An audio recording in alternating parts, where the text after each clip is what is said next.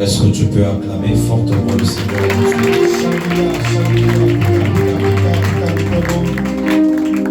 Que Dieu te bénisse. Tu peux saluer ton voisin de gauche et de droite et dis-lui bienvenue dans la présence de Dieu.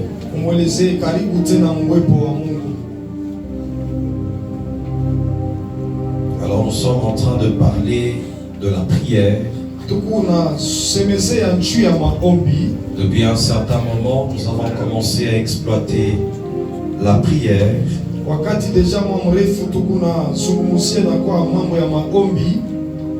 C'est Paul qui est en train de parler à l'église d'Éphèse. Il dit faites en tout temps par l'Esprit toutes sortes de prières et de supplications. Veuillez à cela avec une entière persévérance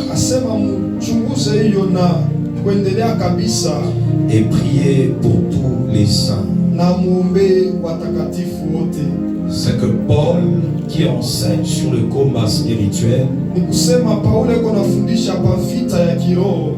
il parle également de la prière comme étant une partie attachée au combat spirituel.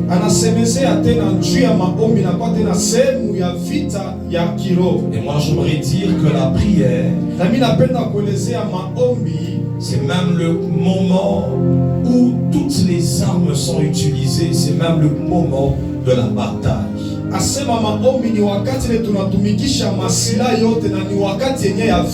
C'est que quand on parle de la prière attachée au combat spirituel,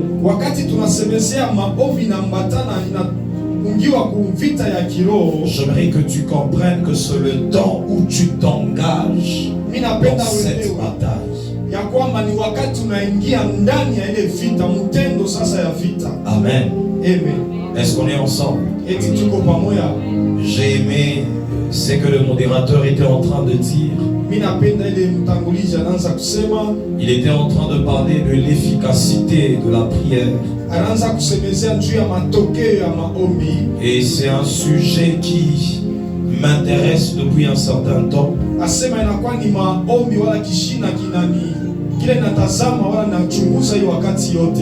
Et j'ai remarqué, je me suis rendu compte, plusieurs personnes ne sont plus attachées à Dieu.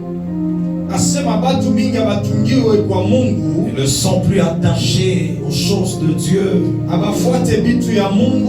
parce qu'on ne voit pas les résultats attachés à nos prières. Si aujourd'hui nous avons certaines personnes qui peuvent aller voir les féticheurs, les autres qui sont en train de chercher d'autres moyens de résoudre leurs problèmes,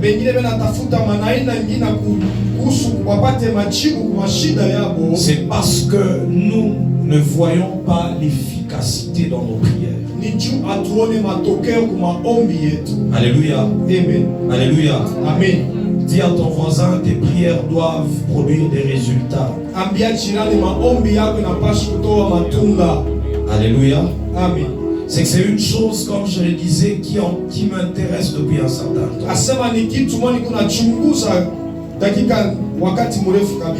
Alléluia. Depuis un certain moment, c'est un sujet sur lequel je suis en train de travailler. Et je crois que nous allons beaucoup parler sur la prière parce que le vœu de Dieu est de voir son église atteindre les résultats.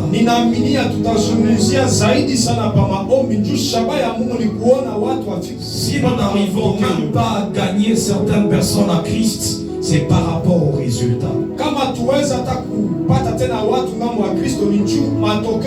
Si nous n'arrivons pas à attirer plusieurs personnes au Seigneur, c'est parce que nous-mêmes qui sommes dans le Seigneur, nous ne produisons pas des résultats.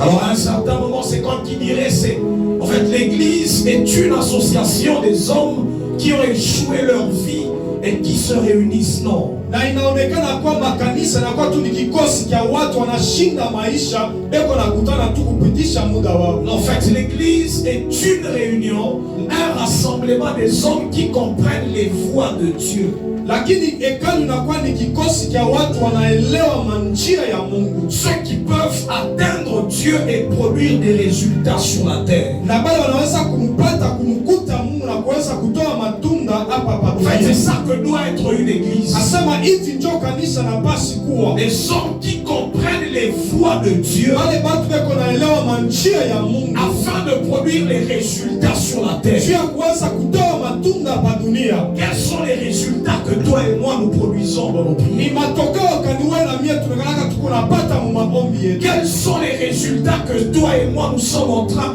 de démontrer par rapport à notre prière? Ni matokeo kaniwe na mie tunaweza kuonesha kufuatana na maombi tuko naomba. J'étais en train de dire la dernière fois qu'aujourd'hui il est facile de craindre un sorcier, un magicien parce qu'il t'a dit tu verras. Wakati ya mwisho iliyopita nilisema iko biepesi kuogopa mchawi njoo anasema utaona wewe. Mais lorsqu'un chrétien dit tu verras, en fait c'est comme un slogan, on n'a plus peur. Lakini wakati Mkristo atasema tu utaona hakuna kusituka hiyo kitu. Tout ça c'est parce qu'on ne produit pas des résultats. Hiyo yote ni njoo hakuna matokeo. Et le problème c'est qu'on n'a pas compris la prière. Na shida ni nini hatuyaelewa maombi ni nini? C'est le chrétien jusque-là quand on parle de la prière, il n'a pas encore compris c'est quoi que nous faisons dans la prière. Baka hapa Bakristo waelewa ni nini ni wala ni nini apitikanikaka katika maombi. La prière c'est quoi et c'est quoi que nous faisons dans la prière. Maombi ni nini na ni kitu kani tunafanyaka wakati ya maombi. Alléluia. Amen. Acclame le Seigneur si on est ensemble. Alors on a commencé à parler de la prière comme étant un moyen qui permet à ce qu'un homme accède à la dimension spirituelle. On dit tous les problèmes que tu vis, c'est parce que tu n'as pas appris à accéder au monde spirituel. C'est le monde spirituel qui influence le monde matériel. C'est le monde spirituel qui donne les résultats dans le monde matériel. Donc ce ne sont que les hommes qui ont appris comment accéder à la dimension spirituelle qui peuvent influencer le monde matériel. Parce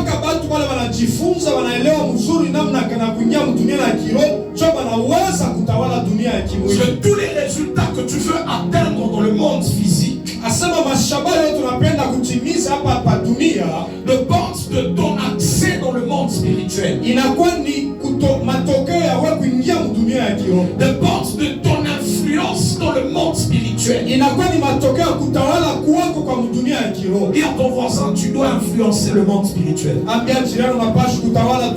Dis-le bien, tu dois apprendre à accéder dans le monde spirituel et influencer. Tu dois apprendre à accéder dans le monde spirituel et d'influencer. On va examiner ensemble une histoire qui te permettra de comprendre ce premier aspect de la prière. On va nous lire dans le livre de Job. Je crois que Maman Sandra est là, Papa Hans. Job chapitre 1er. On va commencer au premier verset. Tutaanzia paka pale pa mstari wa kwanza.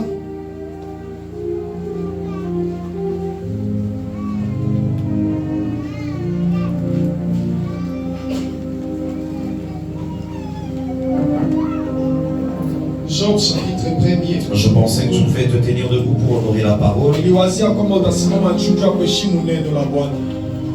Nous commençons par le premier verset. Il est écrit, il y avait dans le pays dit, inaandikwa kulikuwa mumuchi moja inaita Uti, un homme qui s'appelait Job. Mtu moja aliitwa Yobo. Et cet homme était intègre et droit. Na ule mtu alikuwa mwenye haki. Il craignait Dieu. Alianza kumwogopa Mungu et se détournait du mal. Na alienda kinyume na mabaya yote. Il lui naquit 7 fils et 3 filles. Na alipata watoto 7 na watoto wanamke 3. Il possédait 7000 brebis. Alikuwa na makondo yake 3000 chameaux, na 3000 chameaux yake, 500 paires de bœufs, na mangombe yake, 500 ânesses, na mapunda tena yake, et un très grand nombre de serviteurs. na watumishi nyingi sana. Et cet homme était le plus considérable de tous les fils de l'Orient. Asema le mtu alikuwa wa faida wa bei kabisa kule kuoria. Ses fils allaient les uns chez les autres Watoto walianza kutembeleana, wanaenda kwa wengine, wengine wanaenda kwa wengine, et donnaient tour à tour un festin. na wanaanza kukabula feti kwa kila mmoja.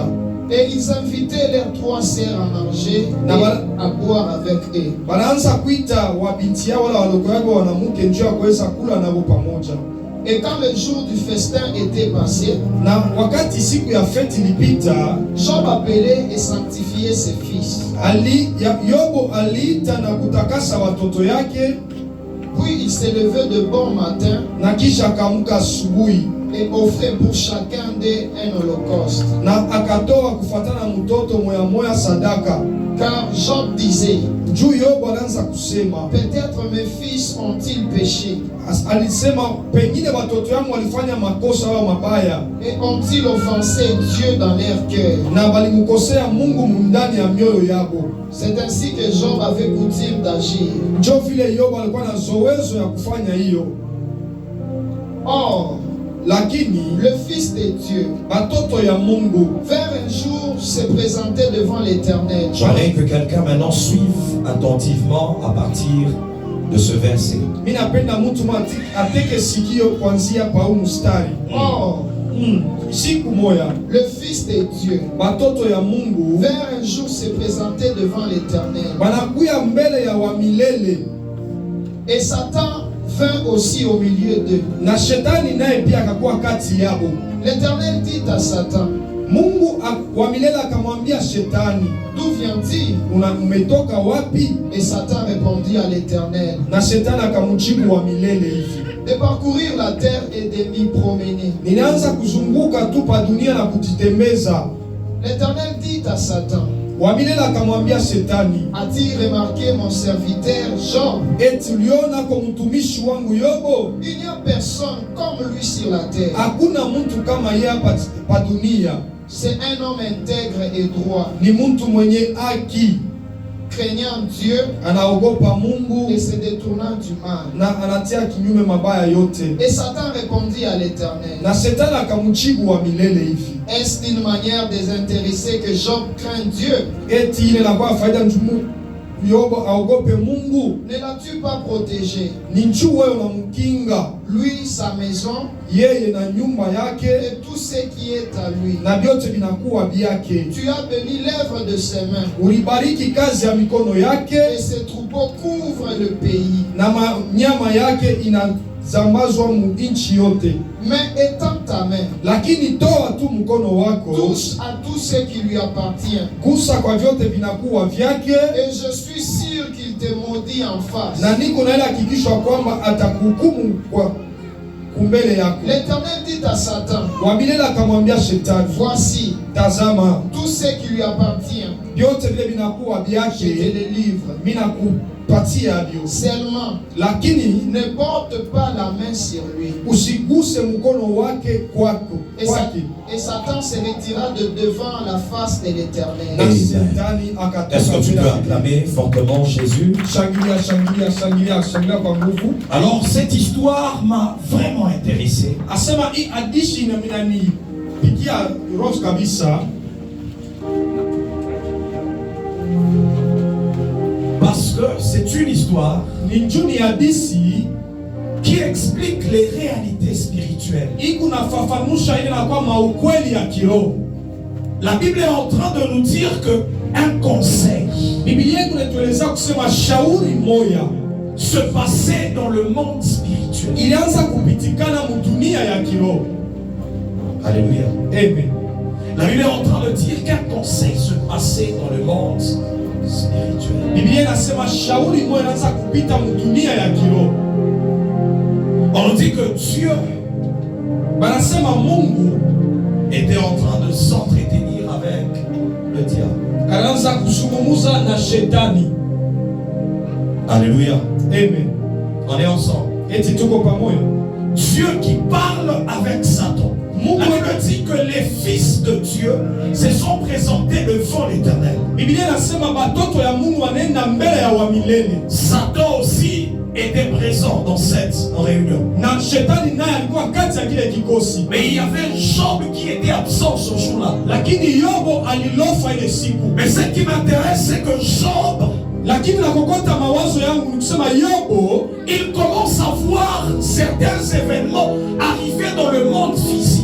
Anaanza kuona vitu vimekuwa mdunia ya kimwili. Certains événements touchaient ses enfants. Asema mambo moya kugusa batoto yake. Certaines choses touchaient ses brebis. Vitu vimoya kugusa manyama yake. Certains événements touchaient même à ses serviteurs. Vitu vimoya kugusa hata wafanyakazi yake. Et Job ne comprend pas qu'est-ce qui se passe. Lakini Yobo asikuelewa nini kunapitikana. Alors que la réalité était en train de se passer dans le monde spirituel. Ile wakati ukweli unaanza kupitikana mdunia ya kiroho. Dieu parle à Satan, il dit tu vas toucher à tout ce qui appartient à Job. Muamilele anamwambia shetani utagusa yote na kwa ya Yobo. Et toutes ces choses se passent spirituellement. Na bila yote vinapitikana mkiroho. Ce n'est pas de manière physique. Aina ya kimwili hapana. Spirituellement un conseil se tient.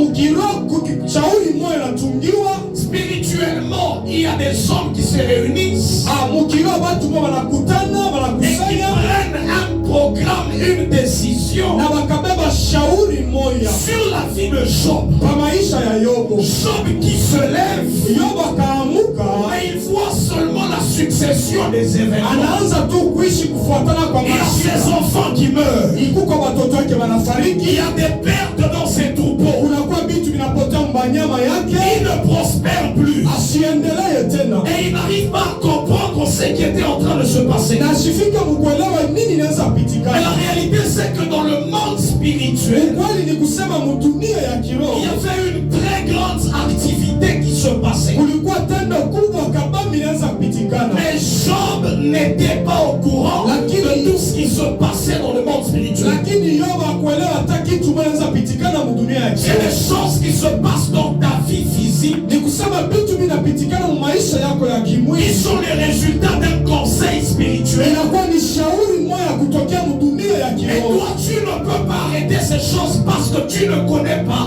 le conseil qui se passe dans le monde spirituel. Wewe hautaweza kushimamisha vile vitu njia ujue shauri kanilipitikana. C'est comme ça qu'on a dit que la prière, kama tulisema maombi, permet à un homme d'accéder au monde spirituel. Inasaidia mtu kuingia mdunia ya kiroho et de comprendre tout ce qui se passe dans le domaine spirituel. Na kupata kuelewa yote napitikana mdunia ya kiroho afin d'influencer le monde physique. Sio kuweza kutawala dunia ya kimwili. Acclame le Seigneur si on est ensemble. Pika pika pika kama tuko pamoja. C'est que ce jour-là, Job était absent dans le conseil spirituel, dans le conseil spirituel. On prend des décisions et lui n'est pas au courant. De cette même manière, dans le monde des ténèbres, on prend des décisions et toi tu n'es pas au courant. Et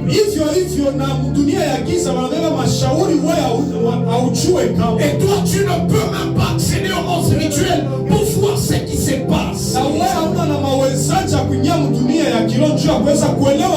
C'est quand tu es en train de prier, tu n'as même pas un moment où tu accèdes à la dimension spirituelle et capter le mouvement spirituel.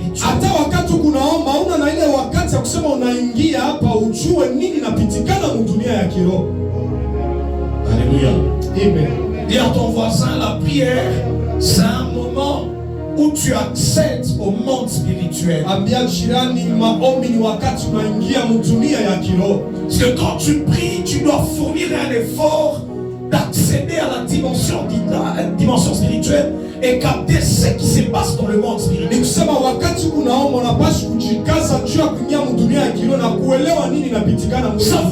quel est le le plan de Dieu pour ta vie?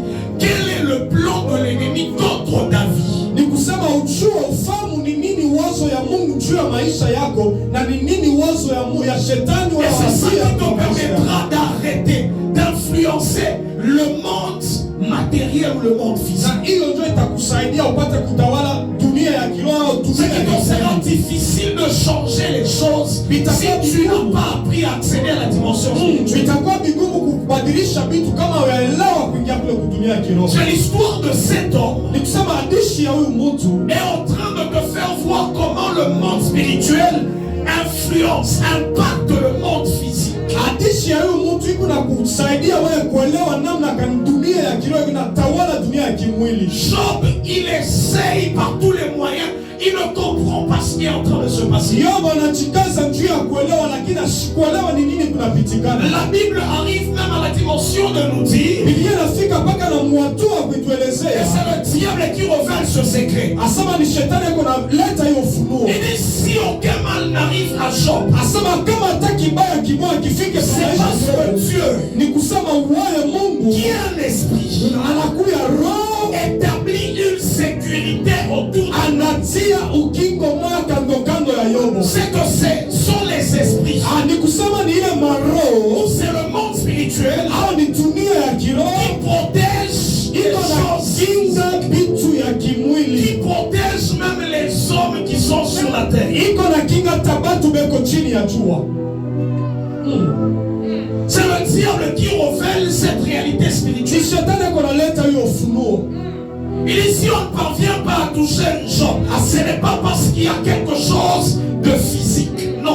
Asema kama tufike kumugusa Yobu, haina njukuko kitu moja kimwili, hapana. Quelque chose de physique qui protège Ile Job. kitu na kinga Yobu, hapana. Mais Dieu, Lakini Mungu dans la dimension spirituelle, mule hatua ya kiroho a établi une muraille, une haie, en entier de Job. Mais c'est comme ça qu'on ne peut pas le toucher. ni kusema Mungu ndio anatia ukuta moja kando kando ya Yobu, ndio kwa maana tufike mukumugusa. C'est que spirituellement, Ni kusema mukiroho il y a l'influence autour de Job. kunakuwa utawala moja kando kando ya Yobu, Et on ne peut pas toucher à Job, à ses enfants, même à tout ce qu'il entreprenait. na tunakuwa na shida kabisa kugusa Yobu wala na watoto yake na vitu Le vyake monde de vyote. ténèbres ne pouvait pas le toucher. Na dunia ya giza haikuwezi kumugusa.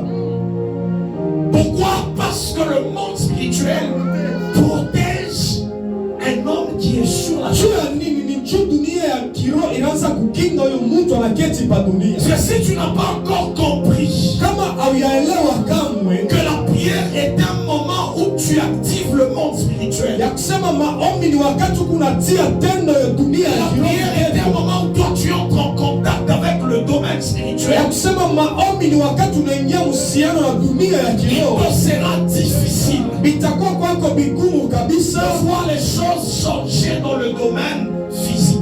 kona vitu kubadilika mdunia ya kimwili.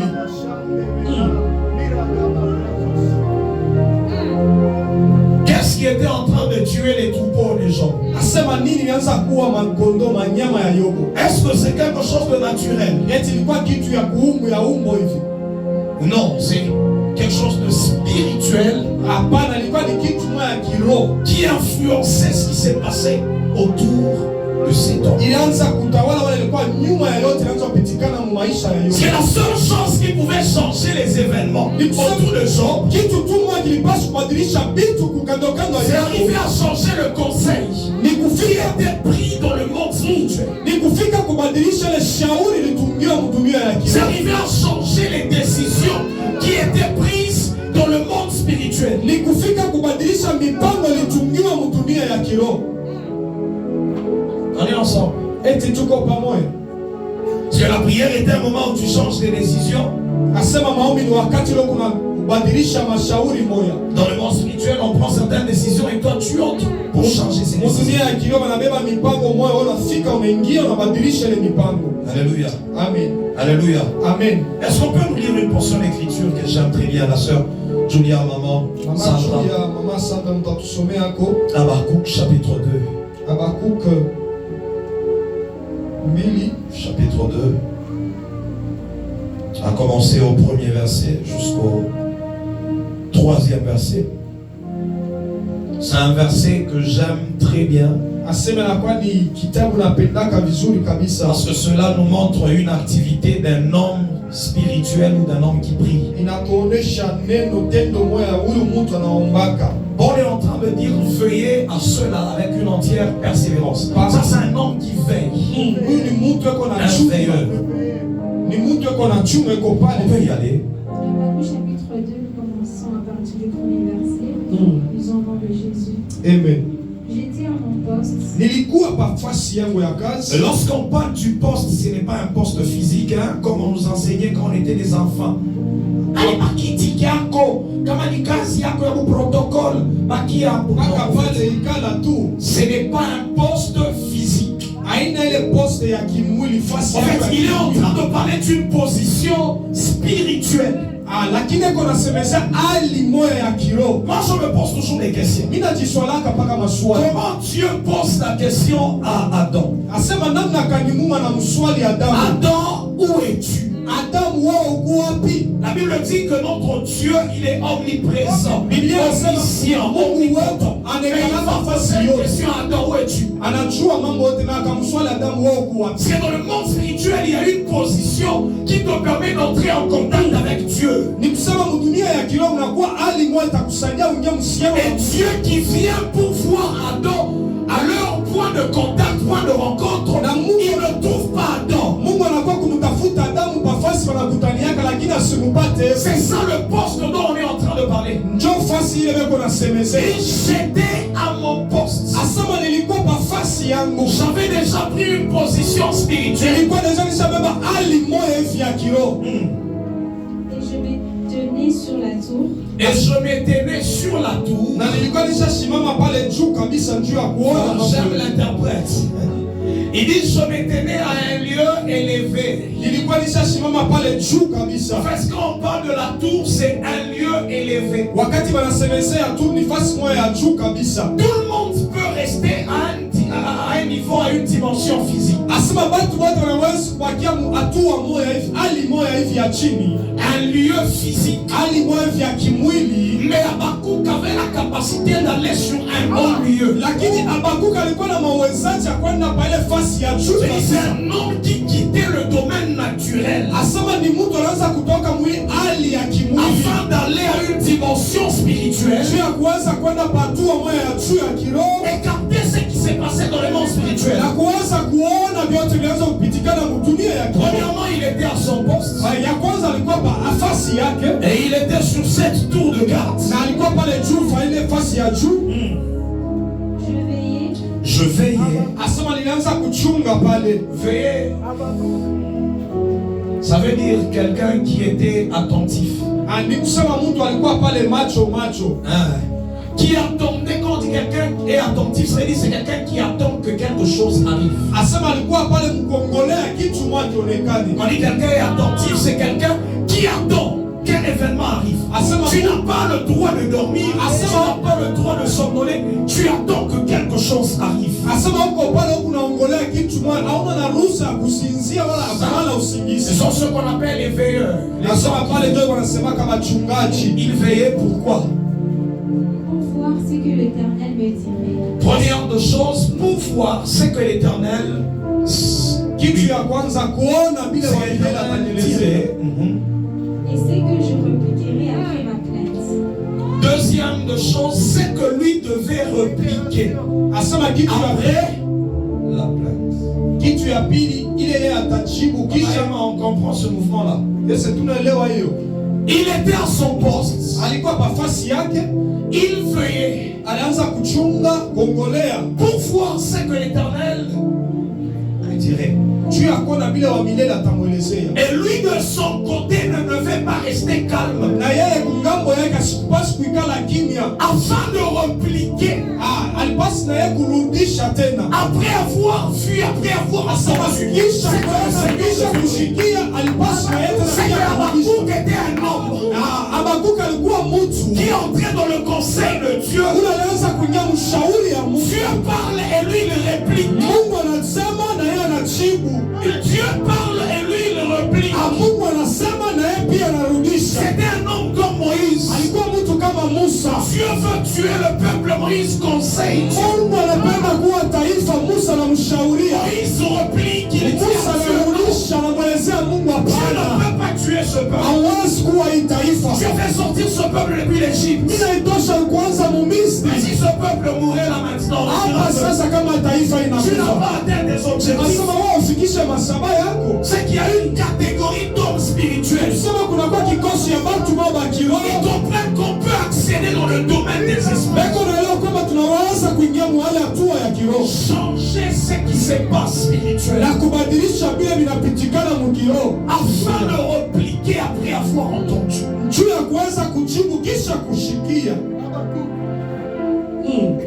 Continuez, finissez.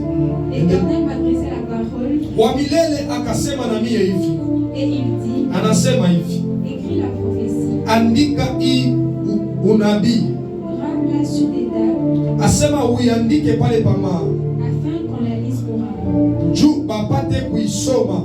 Car c'est une prophétie dont le temps est déjà fixé. Ni juu ni unabii, kwani wakati yake imeshatiliwa zamani, Elle marche vers son terme ikunenda kutimilika et elle ne mentira pas. na italanda kamwe. Si elle tarde, Kama inakawia attends-la, uiongolee, car elle s'accomplira. juu itatimilika tu, Elle s'accomplira certainement. itatimilika kabisa tu.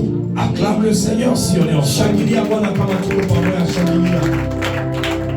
On est en train de voir cet homme de Job Tuko naona huyu mtu wa Yobo et cet homme d'Habakkuk. na huyu mtu wa Habakuki. La Bible est en train de nous dire que Habakkuk était à son poste. Biblia inatuelezea Habakuki alikuwa pa fasi yake. C'est dans le moment où tu pries, Ni kusema wakati kunaomba, tu te positionnes asema kunajitia muali afin de capter ce qui se passe spirituellement. juu ya kuweza kuelewa inapitikana Et mukiroho. tu prends une position spirituelle. Asema nabeba hali moya mukiroho. Adam, où es-tu? Asema Adamu wao uko wapi? Je t'ai toujours rencontré à une position spirituelle. Asema mimi nakupataka fasi moya hivi ya Mais kiroho, je suis venu, je ne t'ai pas rencontré. lakini mimi nakuya sikupata hiyo fasi. C'est qu'il y a une dimension Ni spirituelle, kusema kunakuwa tu moya ya kiroho, il y a une sphère spirituelle kunakuwa hali moya ya kiroho dans laquelle tu dois entrer, ile wewe unapaswa kuingia entrer en contact avec le monde spirituel et changer les choses. na kuweza kuingia uhusiano na dunia ya kiroho na kubadilisha vitu.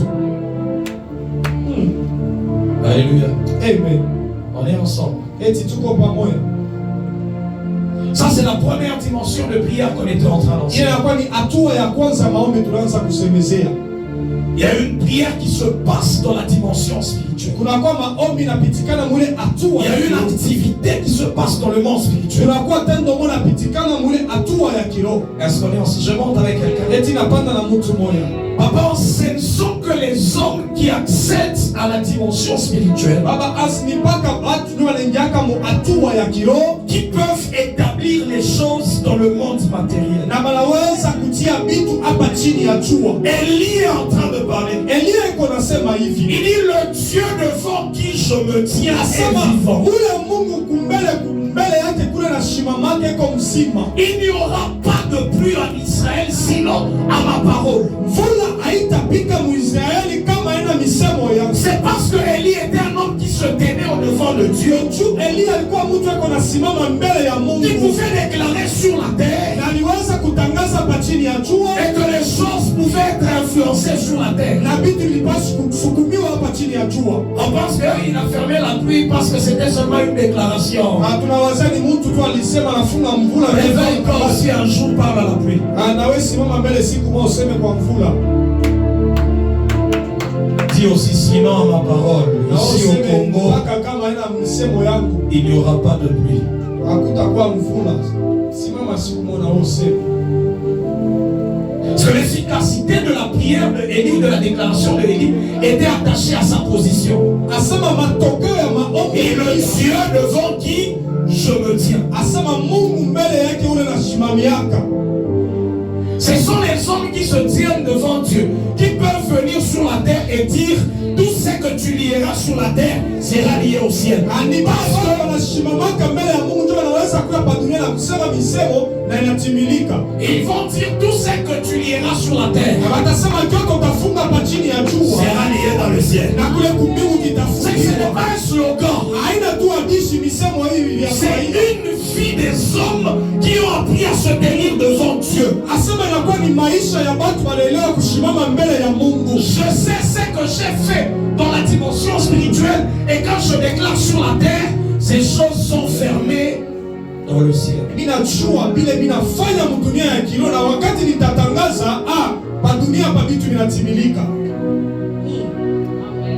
On aime ce verset là, non?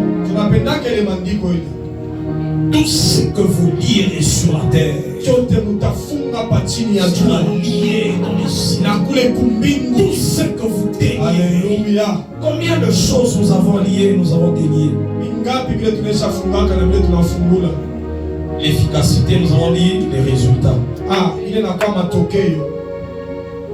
C'est ta position qui te permet. Quand tu as appris à accéder au monde spirituel,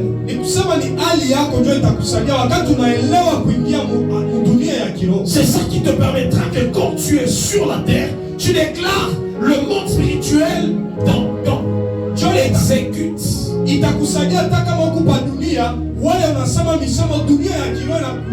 Observez une réalité. Les fils de Sceva, j'aime cet exemple. Il parle à un esprit. L'esprit dit: Paul, nous connaissons. Jésus-Christ, nous connaissons. Et vous, qui êtes-vous? C'est même dans le monde spirituel, on connaissait Paul. Dans le monde spirituel, on connaît qui est Jésus le Christ. Et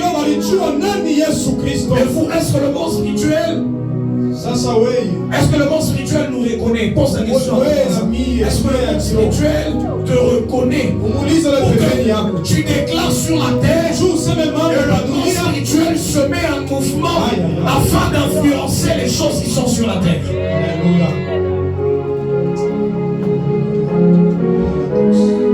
Kwanza leo minatangaza uloji ya mutatenda mukizazi kyangu. C'est une très bonne chose. Lorsque j'ai commencé ce message, j'ai parlé de Dieu. J'ai dit, lorsque Dieu a commencé à créer, il était à une position. C'est ça qui a permis à ce que Dieu crée. C'est ça qui a permis à ce que les choses viennent à l'existence. Ça veut dire, si tu veux aussi créer des choses, il faut être à une position élevée pour que ces choses viennent.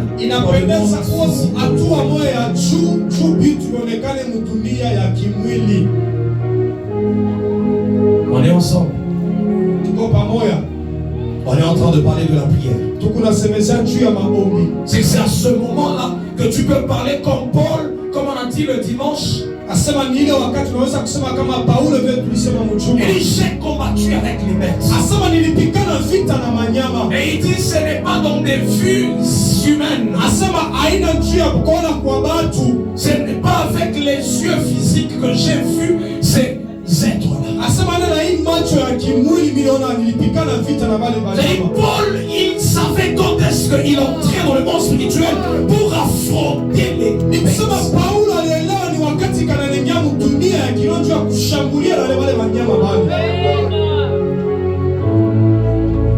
J'ai toujours posé la question aux fils de la maison: pourquoi Dieu vous donne des visions, des songes, des révélations? Pourquoi?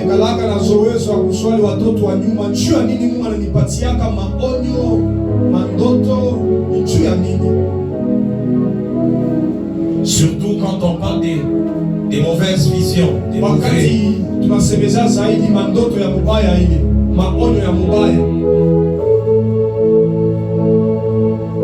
Et qu'est-ce qu'on fait après avoir vu?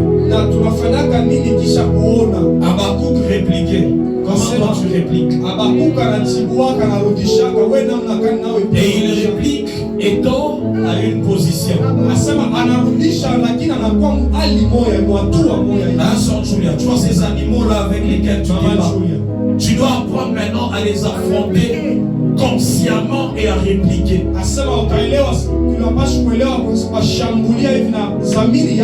Toi-même tu dis, aujourd'hui j'entre dans un temps de prière où je vais m'attaquer à ces bêtes.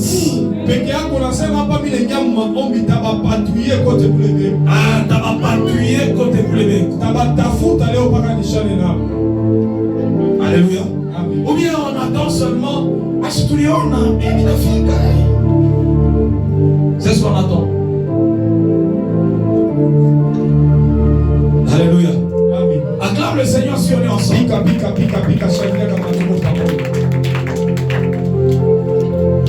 Ce que Dieu attend sur la terre, qui est un homme qui pourra communiquer avec le ciel et imposer la volonté du ciel sur la terre. Et lorsqu'on parle de la volonté du ciel, c'est arrêter les desseins de l'ennemi. Et le ciel a sa volonté. C'est comme ça que dans la prière que nous avons donné, on dit que ta volonté soit faite sur la terre comme ici.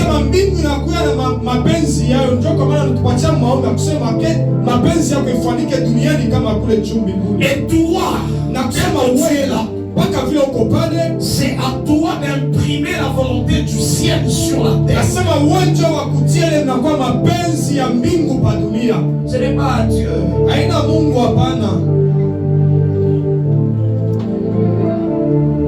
Dans ta famille, c'est à toi d'imposer la volonté de Dieu. Arrêtez la volonté de l'ennemi, le dessein de l'ennemi. Alléluia. Amen. Alléluia. Amen. J'ai donné une clé. Je pense que vous allez nous lire. Je crois que c'est dans le livre de Jean. Dans le livre de Jean. Si c'est la sœur Julien qui a le micro, il n'y a pas de problème, elle peut nous lire. Chapitre 6. J'aime beaucoup ce verset. Elle va nous lire le verset 63.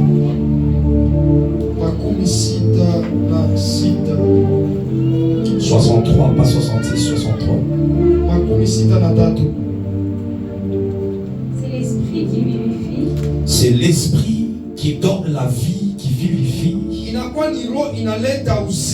C'est-à-dire tout ce qui vit là a comme origine, source, le spirituel ou les âmes. Et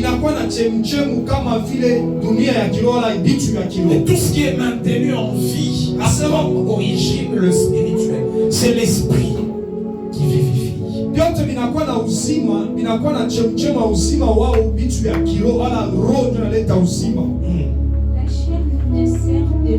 La chair ne sert de rien. La chair ne sert de rien. Le matériel ne sert de rien. Mais c'est l'esprit qui vivifie, qui maintient le matériel.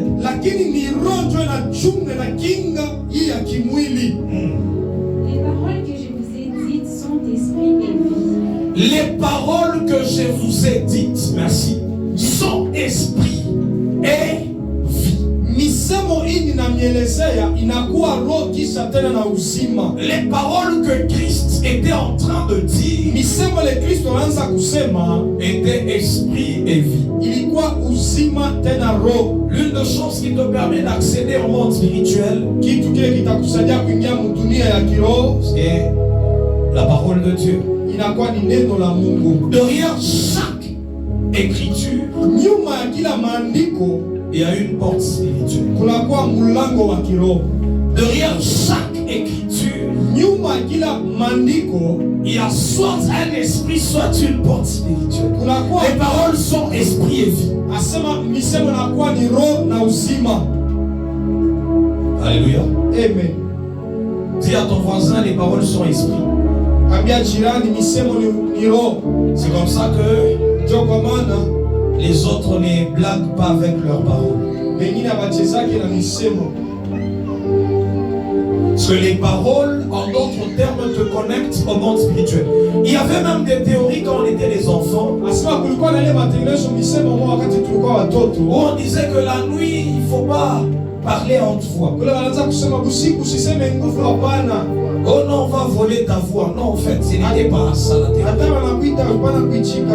La théorie, c'est que les paroles ont la capacité de nous connecter au spirituel. Et on savait que la nuit, c'était le moment où les esprits étaient très actifs. C'est qu'en parlant la nuit, tu peux te connecter aux esprits. Mais ici, moi, je suis en train de parler de la parole de Dieu. Derrière chaque écriture, il y a une porte spirituelle.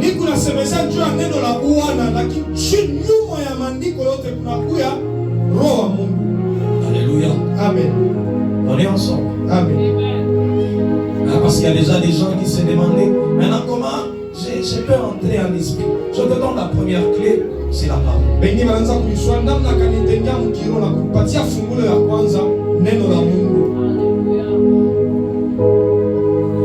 Quand tu prends une portion d'écriture, tu commences à prier avec cette portion d'écriture, elle te connecte à une dimension spirituelle. On est ensemble. Qui a déjà rencontré un occultiste, un magicien?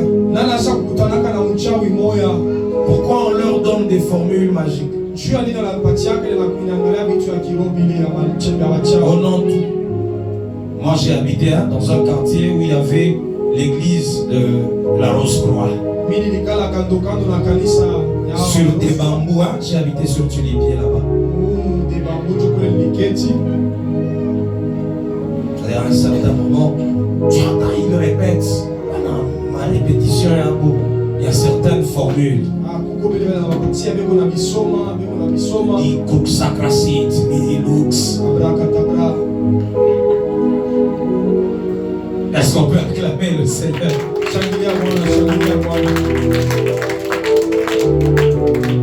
En fait, on sait que derrière ces paroles qu'on leur donne, il y a une porte, et lorsque l'homme répète ces paroles, à un certain moment, la personne va ouvrir cette porte et se connecter à ses esprits.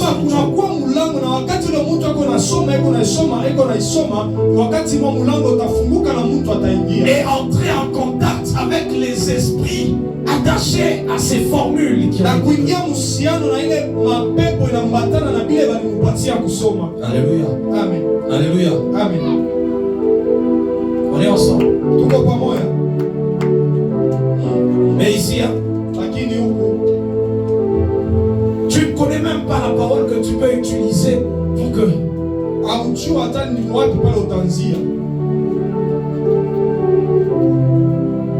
Alléluia. Amen. Acclame le Seigneur si on est ensemble. C'est comme ça que prier avec les Écritures, c'est aussi une sécurité. Parce que ça te permet de te connecter à Dieu, à l'Esprit de Dieu qui a inspiré cette parole. Et il dit que c'est poussé par l'Esprit que les hommes ont parlé de la part du Seigneur.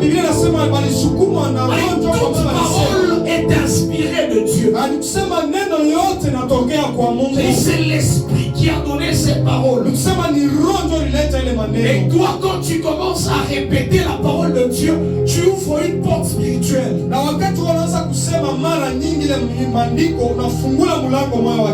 Alléluia. Amen. Acclame fortement le Seigneur. Paul dit faites toutes sortes de prières. Dans la parole de Dieu, il y a les prières de combat. Dans la parole de Dieu, il y a des prières d'orientation. orientation. Tu veux avoir une orientation pour ta vie. Il y a des prières. Quand tu les fais, Dieu te parlera. Muneno ya Mungu munakuwa maombi ya kuongozewa. Kama unapenda kuongozewa, muneno ya Mungu iko hapo. C'est-à-dire quand tu fais cette prière, tu ouvres cette porte. Tu accèdes à une dimension spirituelle et tu peux bien être dirigé, conduit. Wakati unafanya hiyo maombi, mlango mmoja unafunguka na unaweza kuongoza vizuri. Le problème avec toi, shida yako wewe, c'est tellement que tu es habitué à la Bible, tu ne prends plus la parole de Dieu comme étant la Bible comme étant un livre sacré. Tu attends qu'on te donne d'autres clés. Personne sur la clé à voyance. Tupatie si mafungulo ya kuona nayo. Biblia imeshakuizoea kabisa. Uione tena na faida. Il faut qu'on te donne un autre petit livre. Bakupatie tena ka kitabu kingine. Omunjo maombi baswatire mapriere njo pale Yesu alipandaka. Hapa ni maombi njo ile lisushaka Elia na Moïse. Hapa njo penye pale utaluka na wewe. C'est tellement qu'on est habitué à la Bible. Asema zaidi tunazoea Biblia. Et c'est comme ça qu'elle ne produit plus de résultats. Asema njo kwa maana haitoe tena hata matunda mu maisha yako. Biblia. On est ensemble. Tuko pamoja. Psaume 23 ici, tu sais qu'ils sont dans ça. Depuis coup primaire. Nous, ce sont les mêmes psaumes qu'on utilise. Asema sheni paka mazaburi mwa moto tunabishaka. Mais nous, on voit les résultats. Tunaona matokeo. J'ai déjà fait même des expériences. Tu donnes à la personne, tu dis, ces derniers temps, ne fais pas d'autres prières. Fais pareil, Mahomi. On a la danse à moto, à stayou. Moto. En fait, la personne pense que la prière qu'on a donnée n'est pas efficace, qu'il faudrait ajouter Ake. Il est Ake, John, on a tout ça. Et qu'on a ma toque moto. Mais, moto. Les paroles sont esprit et vie. Mais derrière chaque écriture, il y a une vie. Il y a une porte spirituelle. Derrière chaque écriture, il y a une vie. C'est comme ça que dans le combat spirituel, on dit que quand on a parlé de la première arme, c'était l'épée. On a dit que c'est un moment où tu apprends à utiliser l'épée de l'esprit. Quand tu rêves, par exemple, quelle est la prière que tu fais? On a fait un maombi.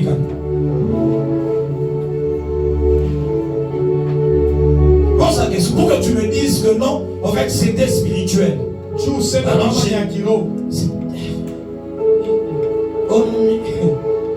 Papa, nous l'avons tout coupé quand tu veux mettre chini. Amutani ouais ça, amutani. Sina ouais nous. Alléluia. Que Dieu nous aide. Mungu atusaidie. J'étais en train de dire que dans la parole il y a tout ce que tu cherches, tout. Ilianza kusema muneno la Mungu muko vyote bila kunatafuta. Tout. Vyote. Vyote. Toute la sagesse que tu veux avoir du monde. Hekima yote unatafuta ya dunia mzima iko ndani ya. Elle est dans ce livre. Iko ndani ya hiki kitabu. Ouais, c'est toi tu es plus sage que tu veux avoir autre chose en dehors de la Bible. Asema wewe kuna hekima zaidi unapenda kupata vitu en dehors de la Bible. Nje ya Biblia. Pache. Que Dieu t'aide. Mungu akusaidie. Tu vas incliner ta tête là où tu es. Utakunjamisha kichwa yako pale huko.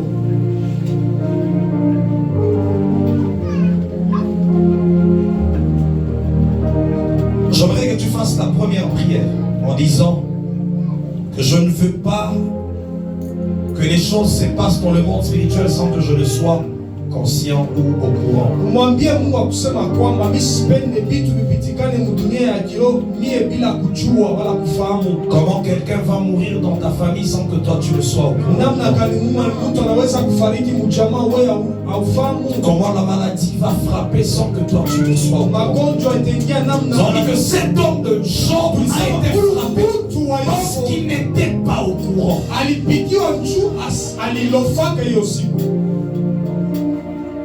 Alors j'aimerais que tu fasses cette prière. Tu dis Seigneur, à partir de ce soir, je veux être au courant de tout ce qui se passe dans le monde Mwambie spirituel. Bwana kuanzia magharibi ya leo napenda kuwa Au courant. niko na ile ufahamu la kujua yote kitaanza kupitikana mdunia ya kiroho. Est-ce que tu peux commencer à parler à Dieu là? Et tunaweza kwanza kusema kwa Mungu pale huko. Est-ce que tu peux faire cette première prière? Unaweza kufanya maombi ya kwanza. Oh, La Bible parle d'un homme comme David. Biblia inasema juu ya mtu wa Daudi. On dit l'ennemi ne le surprendra pas. Anasema adui hawezi kumshitusha kama. L'ennemi ne pouvait pas le surprendre. Adui hakuweza kumshitusha kama. Non, non, comment l'ennemi nous surprend dans nos batailles? Adui kuna tushitusha mavita. Refuse ces choses, parle à Dieu. Katala bila vitu sema kwa Mungu. Dis que je sois au courant de tout ce qui se passe dans le monde. Mwambie sema nilikuwa na ufahamu yote tapitikana kando kando maisha yangu. C'est le temps de prier. Ni wakati ya kuomba. Élève ta voix et parle à Dieu. Nyanyua sauti ya kusema kwa Mungu.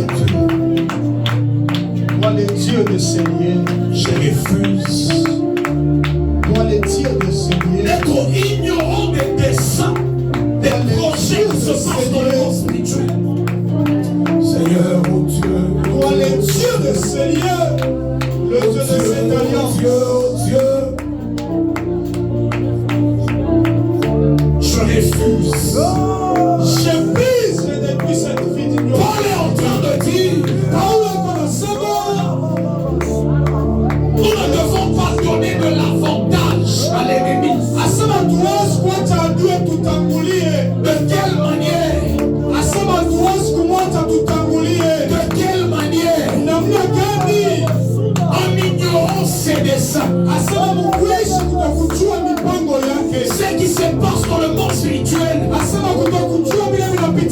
que le monde des ténèbres prépare contre l'église? Est-ce que le monde spirituel prépare contre ta famille? Contre ton mariage? Contre tes affaires? J'aimerais que tu refuses. Je refuse de tomber dans le piège de l'ennemi. Je refuse. Dis à Dieu, ouvre-moi le monde spirituel. Je vois le monde spirituel. J'accède au monde spirituel. J'accède au monde spirituel. Est-ce que tu peux commencer à monter? Laissez-nous parler.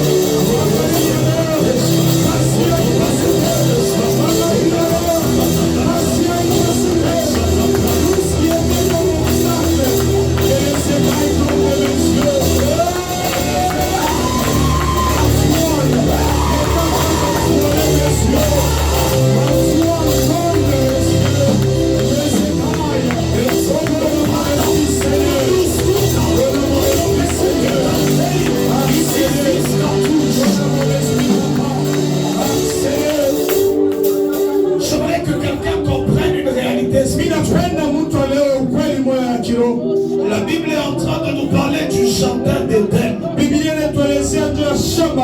En fait, quand on parle du jardin d'Éden, ce n'est pas un jardin physique, c'est une position spirituelle. La Bible dit quand Adam et Ève ont péché, Dieu les a chassés.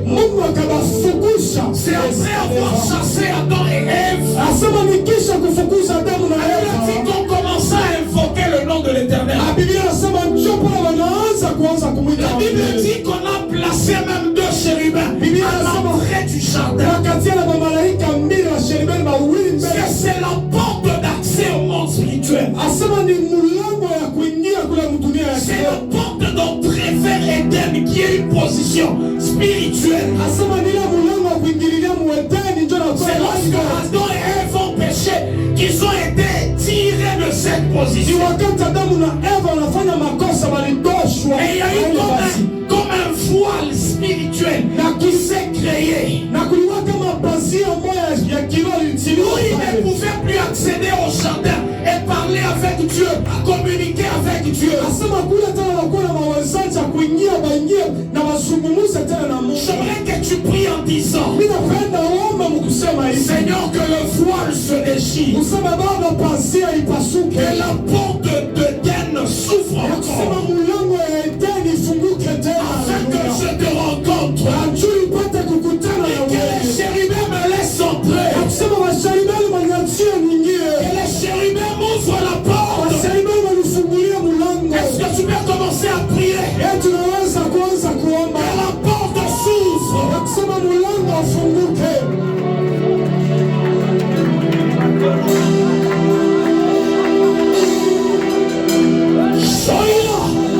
Est-ce qu'on peut parler à ces chérubins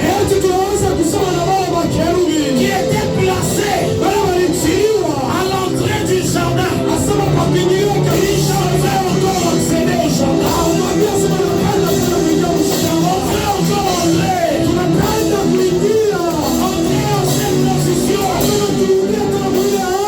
On pouvait parler avec les dieux. On pouvait rencontrer Dieu.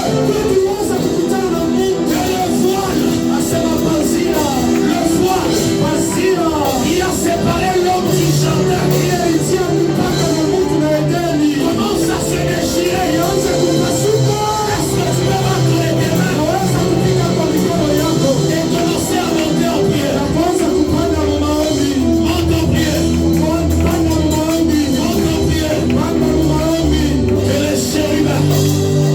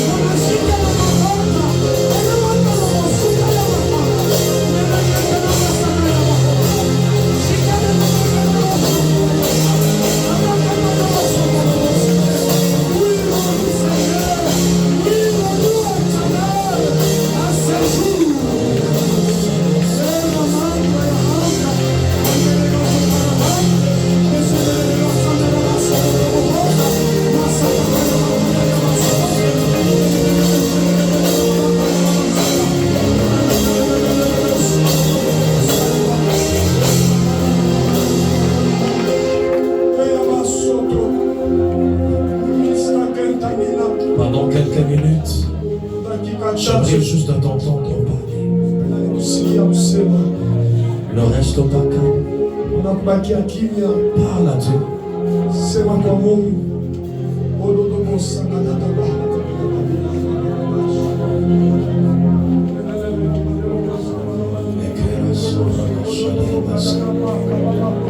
Que le monde spirituel soit ouvert.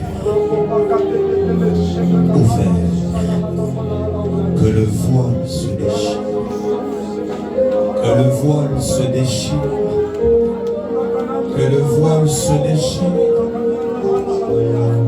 Que le voile se déchire.